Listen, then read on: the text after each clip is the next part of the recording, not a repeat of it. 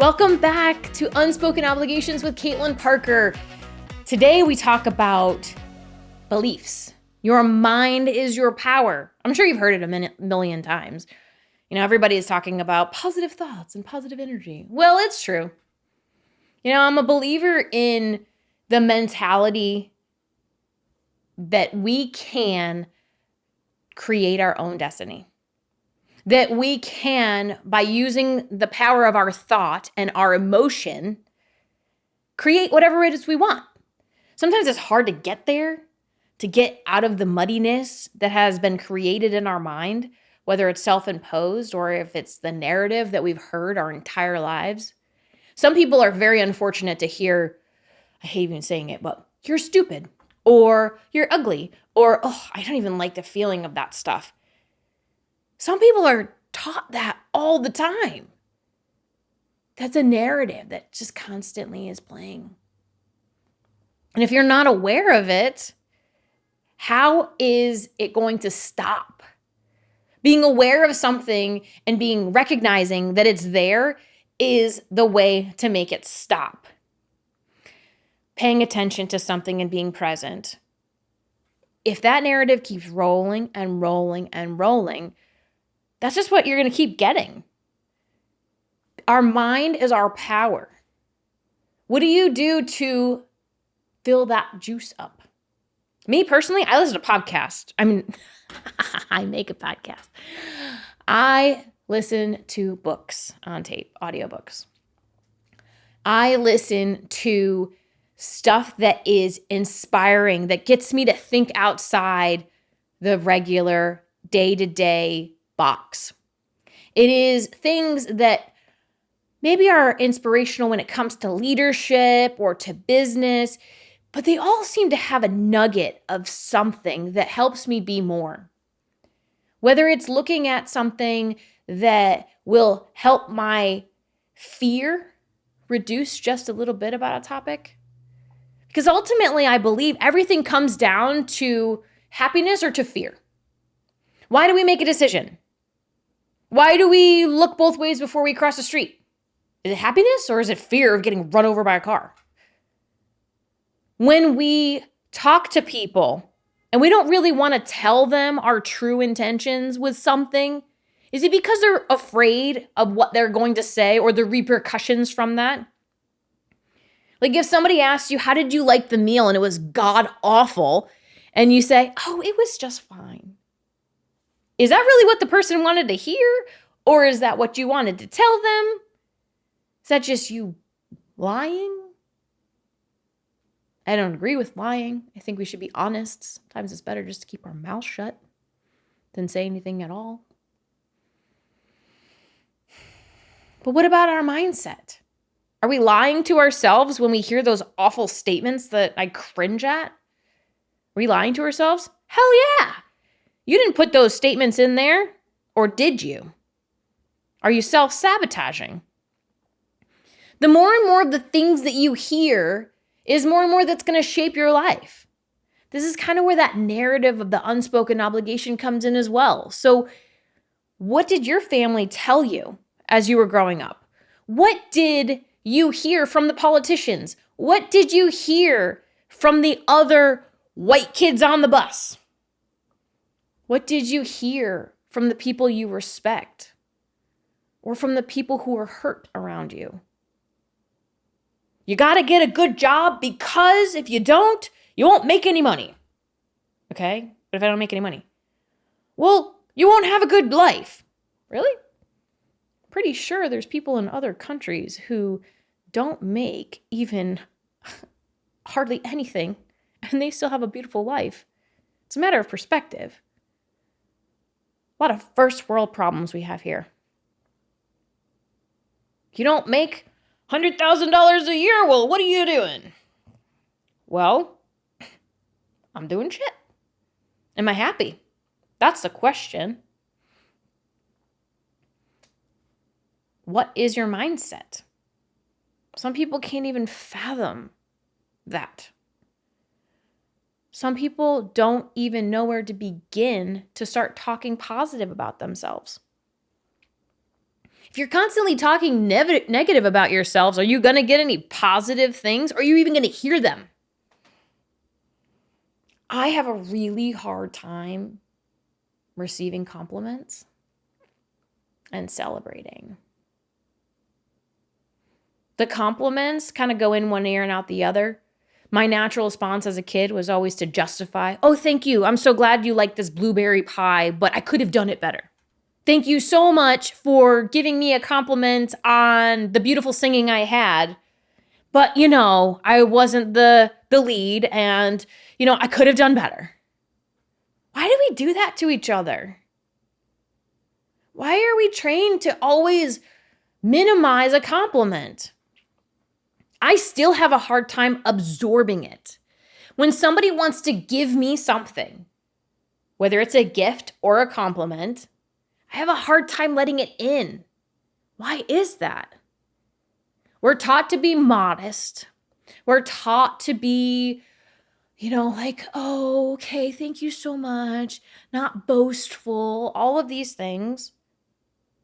So that also means we're not supposed to feel pride in what we're doing.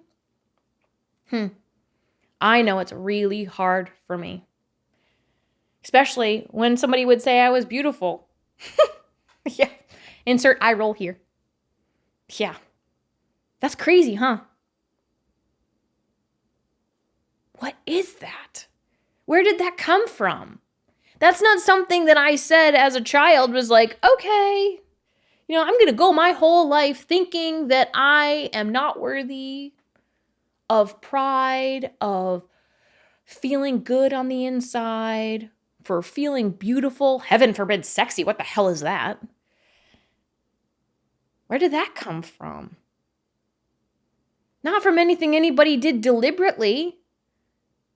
But if we say we're sexy or we're beautiful, are we considered to be, I don't even know all the words, but a tramp or I don't know what the words are, but in our society, as women, it's not always a pleasant thing. Because what is it doing to the men? Are you flaunting it? Are you teasing them because they can't control something? I don't know. These are the narratives, whether they're asinine or they're correct. I don't know. But what are you choosing to decide is your narrative? Too long have I not allowed a compliment to enter my heart. I still struggle with that. Oh, great, you did a good job. Look, even just the way I speak on that, I'm just poo-pooing it. It's not a big deal. Heaven forbid celebrating. Oh my God. Perfect example, my company reached a very large milestone. I was very excited. I went to celebrate with my family and they were like, cool. It's like, oh, okay, great. That's awesome. And also being married to somebody who doesn't talk very much. Great. Awesome. What do I do with that? Dig inside and fix that shit. Because outside people, they don't know any better and it's not their fault. That's how their parents celebrated. That's how their friends celebrated. That's how they know how to respond when somebody else has something that they're excited or proud of. That's it. Or the American society, oh, great, we're going to celebrate. Let's have some food. What is this? Birthday party. Oh, let's have food. What is this? Why? Why do we celebrate? Why do we wait for one day a year to have Valentine's Day? Can't we make it an effort to be in love all the time? To share with the people that we love all the time? Be conscious about it. If you love somebody, tell them. Over the years, I've gotten better and better about seeing somebody who is absolutely beautiful, and I'll just go up to them like, I know it's awkward, but you're beautiful. And you know why? Because every time I say somebody else is beautiful, I'm telling myself, even though it's hard for me to even say it to myself. How did I get here? We see in each other the things that we either most appreciate or value in ourselves or can't stand in ourselves. When somebody's yelling at their kids and you're cringing, be like, oh my God, what an awful parenting technique that is. Do you yell at your kids? Is that a little mirror being shined back? I know I get a wake-up call even now and again. Man, what are we doing about it? Are we paying attention? Are we working on our mindset? Because that's what's controlling how we think and feel, is how we're actually being in our body.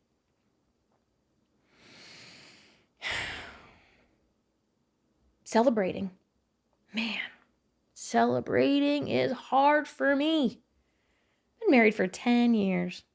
I even have one of my coaches trying to say, what are you going to do to celebrate? I'm like, I don't know. Either I go on a big trip or I do nothing at all. I get a million excuses and I'm like, meh. Why? Is it because I don't want to be disappointed about something? Is it because I don't put value on something? But those are all the things that is not something that I have consciously tried to create. I didn't wake up one morning and be like, oh, I don't want to celebrate anymore because it's a traumatic experience and I don't want to do that. Like, what the hell? I don't know anybody other than Wednesday Addams. You watch the new show. It is not something that we consciously are trying to deprive ourselves of, at least for me. So what do we do about it? How do we shift this mindset? For me, I know that I cannot hang out with certain people. Period. End of day. Like, I cannot do it. If you're going to be yelling, you're going to have negative emotions. I mean, I got enough negative emotions for myself. I don't need to deal with anybody else's. Anybody who's going to pull me down because they like the drama, I can't tolerate any of that shit. No way. You have no space in my world. I also watch what I'm exposing myself to. I do not listen to the news at all. My philosophy is that whatever the important things that I need to know will come to me at some point. There's plenty enough people around there who watch the news. I will learn it in some fashion. I stay off of socials as much as I can because I don't need to be embedded in drama. I also am very cautious about the movies that I watch and the things that I read or listen to. I don't watch dramas. I don't watch needless violence movies. I am a through and through Disney, lighthearted, fun, happiness type of person. Cooking shows, oh yeah, you got me on that. Like, I love them. But that's my escape from the world. There's enough shit that's going on that I don't want to envelop myself in these psychological, sometimes unspoken messages that come through on the videos and the books and all of these things. Listening about murder mysteries all the time, what do you think is going to be playing in the back of my mind? Murders, mysteries, who is sneaking and conniving and like, I don't need that back there.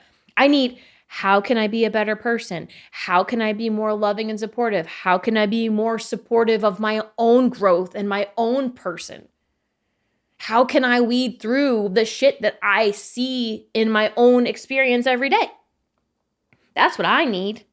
And then any of the extra time I have, I get to spend with my daughters, which is my reset, my moments, my peace, my happiness. Being with little kids, pretty cool. So mindset, the mindset is your power. It is something that you have control of, whether you think you do or not.